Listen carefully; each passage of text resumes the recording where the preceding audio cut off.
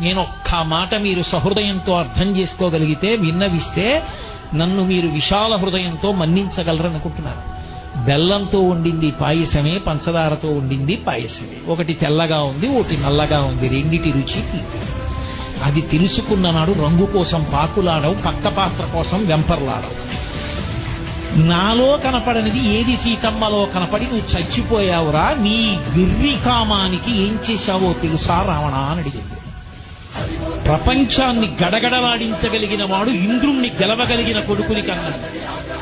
నీ కామానికి పరకాంతని తెచ్చి కొడుకుని యుద్ధానికి పంపి చంపేశావు.